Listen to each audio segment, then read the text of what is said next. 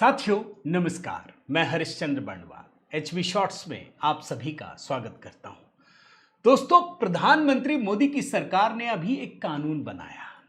अब ये भीड़ भाड़, शोर शराबा, हंगामे के बीच पता नहीं चला, लेकिन ये कानून ऐसे ही नहीं बनाया दोस्तों। इस कानून के पास होते ही पूरे के पूरे नेहरू गांधी खानदान का एक तरीके से पर्दाफाश कर दिया है।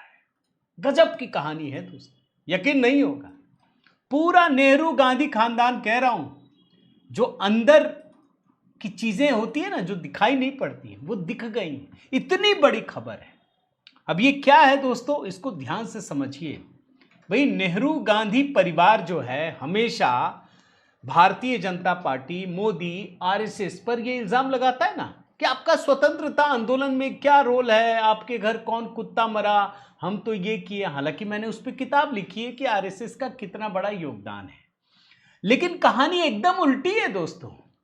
गांधी परिवार किस तरीके से भारत की स्वतंत्रता के प्रतीकों से नफरत करता है, कांग्रेस पार्टी नफरत करती है, आज वो कहानी आपको बताने जा रहा हूं। अभी कुछ समय पहले दोस्तों, प्रधानमंत्री मोदी नेशनल कांग्रेस को एमएमसी, आईएनसी को कह रहे थे। आईएनसी मतलब इंडियन नेशनल कांग्रेस को एमएमसी यानी मुस्लिम लीग माओवादी कांग्रेस बन गई है। यही प्रधानमंत्री मोदी ने कहा था ना। बहुत सारे लोगों को समझ में नहीं आया होगा। आज मैं जरा इसका अर्थ बताता हूं दोस्तों। यह गजब की कहानी है, मैं फिर से कह रहा हूं, आप ध्यान से देखिए क्या है ये। इस जन्म में केरल में पूरा वंदे मातरम नहीं गाया जाएगा। कांग्रेस सांसद उन्नीथन का बयान। गजब की कहानी है ये कौन कह रहा है? कांग्रेस का सांसद, केरल का स्वास्थ्य मंत्री हैं के मुरलीधरन और कांग्रेस सांसद राजमोहन उन्नीथन।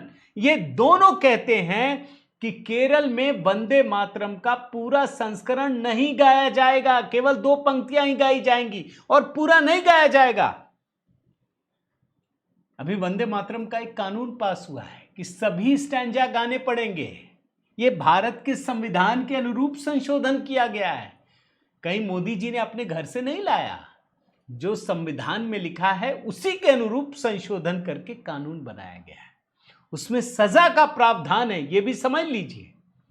लेकिन नेहरू गांधी परिवार संविधान तो छोड़िए, इनको देश के प्रतीक वंदे मातरम दोस्तों, आजादी के आंदोलन का सबसे बड़ा उद्घोषक शब्द है, मंत्र है ये वंदे मातरम। अंग्रेजों के खिलाफ वंदे मातरम, ये 2 शब्द युवाओं में जोश भरने के लिए काफी है। अब केंद्र सरकार का नियम है दोस्त, केरल के मुख्य सचिव ने इस संदर्भ में एक निर्देश दिया।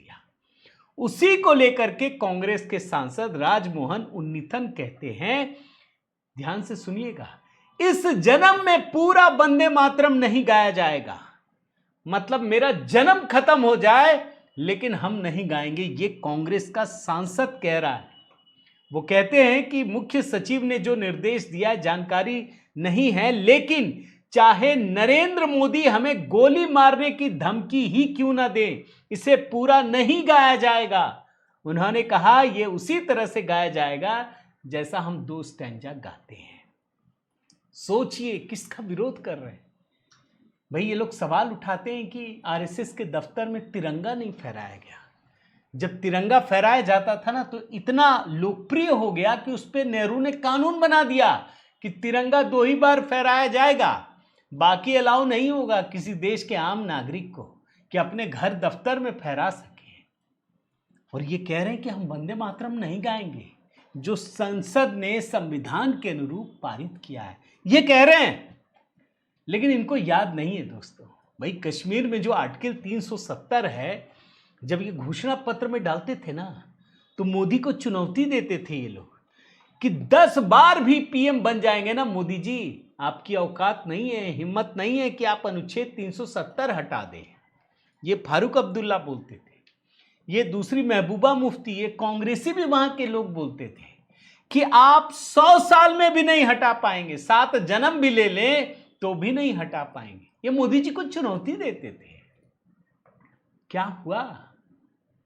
मोदी जी को चुनौती नहीं देना चाहिए, कभी नहीं देना चाहिए।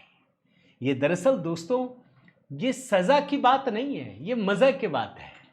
जो कांग्रेस प्रधानमंत्री मोदी पर, संघ पर, भाजपा पर आक्षेप लगाते हैं ना, उनको अब सबूत देने की जरूरत नहीं है, खुद ही सबूत मिलता है कि ये परिवार, ये पार्टी दरअसल अगर वंदे मातरम की विरोधी है तो इसका मतलब है ये भारत विरोधी भी है। ये मान लीजिए, देख लीजिए, कहीं दूर दूर जाने की जरूरत नहीं है। तो इसीलिए मैं कह रहा हूं कि प्रधानमंत्री मोदी ने ऐसे ही कानून नहीं बनाया, उसके पीछे की पूरी कहानी है और उसी में पूरा गांधी खानदान भी फंस गया है। उम्मीद करता हूं दोस्तों ये वीडियो आपको पसंद आया होगा, जरूर कमेंट कीजिएगा। आप सभी के कमेंट की प्रतीक्षा रहती है दोस्तों, आप क्या सोचते हैं। HB शॉर्ट्स अगर आपने सब्सक्राइब नहीं किया दोस्तों जरूर कीजिएगा। बहुत बहुत धन्यवाद। जय सिया राम।